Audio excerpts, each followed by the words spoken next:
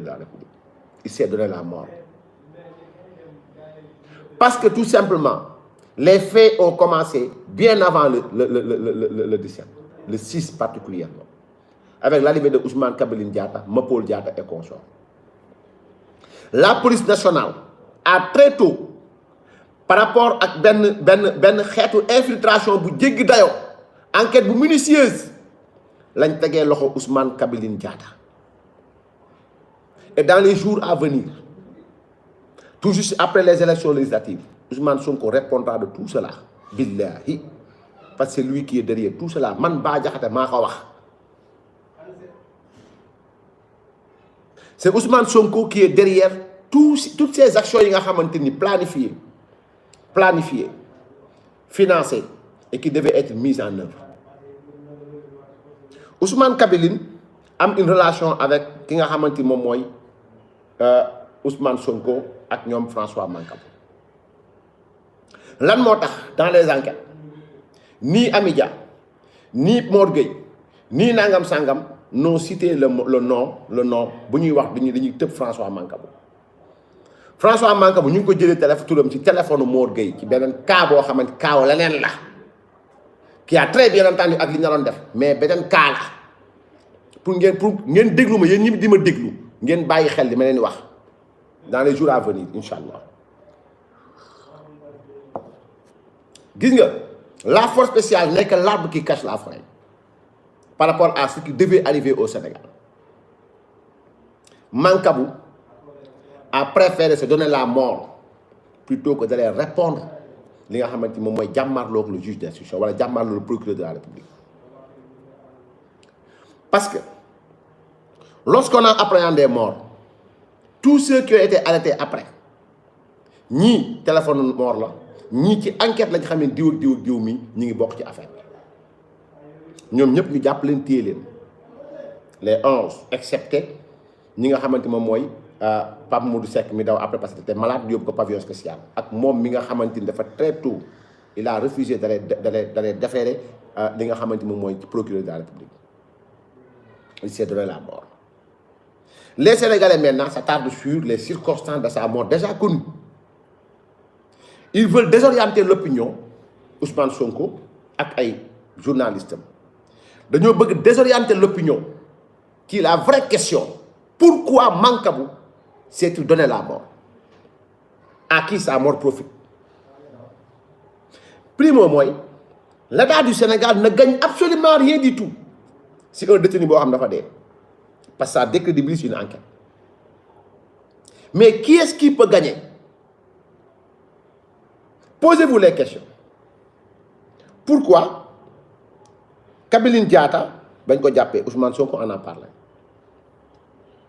Mapol ak Ndeki.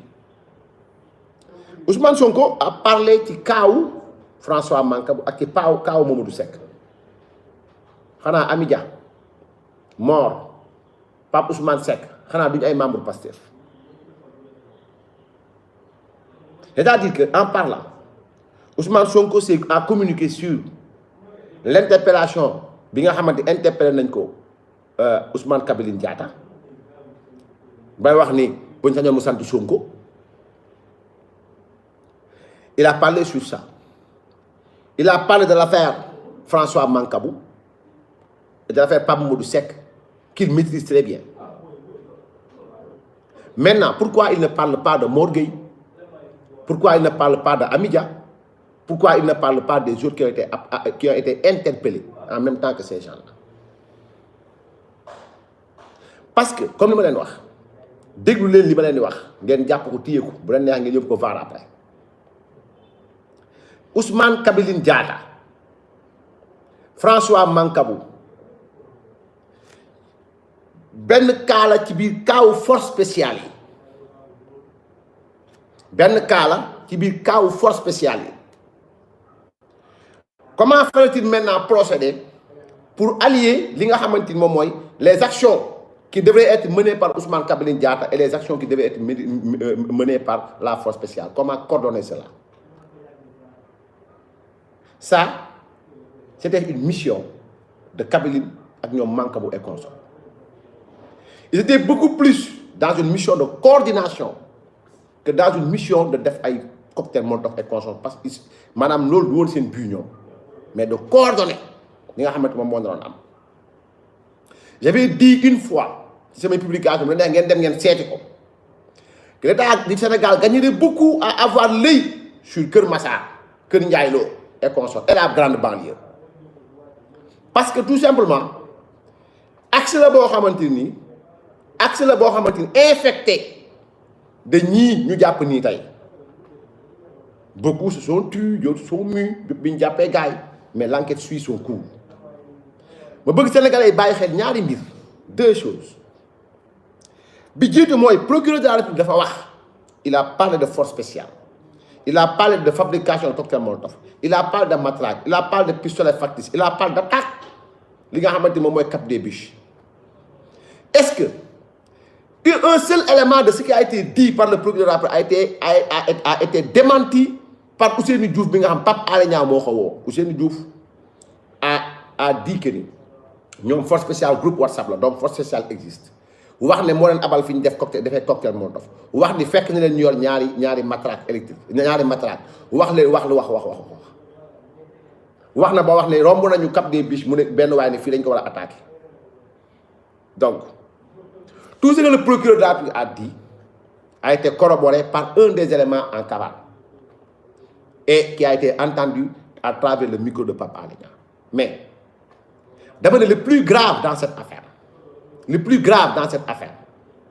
va interpeller directement Ahmed Aïdara et Ousmane Sonko. Rappelez-vous bien que Barthélémy Diaz un de ses militants wax na ngeen sànq télé bi directement mu ne Barthélémy nee na ñun duñu bu ñu taal et à la veille des manifestations souvenez-vous bien Barthélémy avait dit qu'il est pour une manifestation pacifique manifestation dañuy yor drapeau yu xonq mais pas pour ñu génn di xeex Barthélémy s'est emmuré. Pourquoi Barthélémy a-t-il dit ça lan la yëg ba génn la veille de Barthélémy génn ci guddi dem toogaat biir këram lan la yëg lan la Khalifa Sall yëg ba génn quels ont été les non-dits de ce 17 pourquoi Ousmane Sonko très tôt les gens ont barricadé sa maison jàpp Ahmed Aïdara barricadé kër Barthélémy Diaz pourquoi parce que la veille la police la gendarmerie le procureur le préfet ñoom ñëpp ils avaient toutes les informations relatives à cette force spéciale toutes les informations et notamment particulièrement les cibles yi nga xamante moom la ñu doon attaqué et principalement des cibles françaises tey ñu bëgg gëmloo Sénégalais yi ne Pape Mamadou Seck deful dara ñu bëgg gëmloo Sénégalais yi ne Amy Diallo deful dara bëgg gëmloo Sénégalais yi ne Pape Ousmane Seck deful dara Mor Gueye deful dara et consort ñun jàpp nii ñëpp Sénégal état du Sénégal di leen jàpp d'une manière arbitraire dañ fekk ñu dox seen dox rek ñu jàpp leen jël leen yóbbu que Ousmane Sonko il est blanc comme neige où est-ce qu'on a vu dans ce monde une armée qui évolue sans chef on a pris Mor on a pris Ami on a pris Pape Ousmane on a pris Pape Mamadou on a pris Yaya on a pris mais qui est le chef qui était derrière c'est-à-dire qui est-ce qui était censé organiser coordonner toutes ces activités de terrorisme au Sénégal à Dakar principalement et en Casamance donc François Mancabou a tout fait pour ne pas déférer ci li nga xamante moom mooy dem jàkkaarloo procureur de la République les gens maintenant veulent amener les Sénégalais à se poser une autre question boo xam bokkul ak la question essentielle que tout bon Sénégalais doit se poser mais pourquoi s'est-il donné la mort il est mort certes mais pourquoi a-t-il pris le temps sachant qu'il devait être déféré devant le procureur de la République pourquoi mu dem dóor boppam ci grille violemment il a percuté les grilles de la cellule pourquoi l'acte parce que un enquêteur il se fie peu ci yërmande bi Sénégalais di am ñoom il est lucide il est dans ce qu'il est il pose les bonnes questions pourquoi c'est-à-dire que lorsqu'il y a crime